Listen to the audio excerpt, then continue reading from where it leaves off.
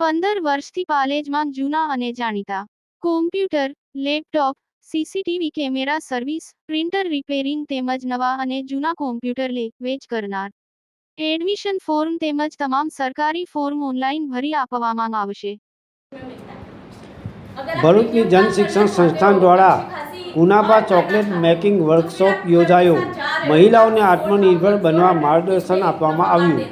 ભરૂચ જિલ્લામાં છેલ્લા 30 વર્ષોથી કૌશલ્યવર્ધન અને તાલીમ ક્ષેત્રે કાર્યરત જાણીતી એનજીઓ જનશિક્ષણ સંસ્થાન દ્વારા તાજેતરમાં બહેનો માટે વિશેષ ચોકલેટ મેકિંગ વર્કશોપનું સુંદર આયોજન કરવામાં આવ્યું હતું.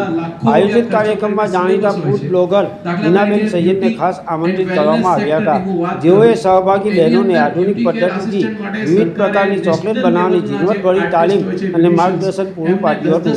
કાર્યક્રમના પ્રારંભે સંસ્થાના નિયામક જયનુલ સૈયદનું સ્વાગત પ્રવચન કરતા જણાવ્યું હતું કે જનશિક્ષણ સંસ્થાન કોઈ ચોક્કસ જ્ઞાતિ કે સમૂહ પૂરતી મર્યાદિત નથી, પરંતુ છેલ્લા 3 દાયકાથી સમગ્ર જિલ્લાના તમામ ધર્મ અને જાતિના લોકોને વોકેશનલ સ્કિલની તાલીમ આપી રહી છે.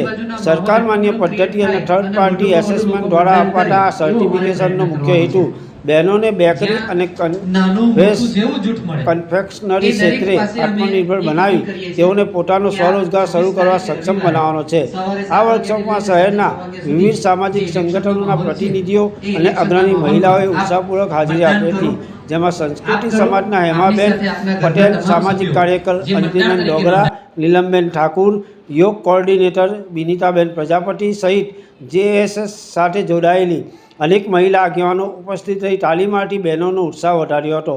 વર્કશોપના અંતિમ તબક્કે જિલ્લા વહીવટીતંત્ર વતી ઇન્ચાર્જ ડીઈઓ દિવેશ પરમારે વિશેષ હાજરી આપી હતી. તેઓએ ઉપસ્થિત તમામ મહિલાઓને લોકશાહીના પર્વમાં સહભાગી બનવા અનુરોધ કરી 100% મતદાન માટેના શપથ લેવડાવ્યા હતા.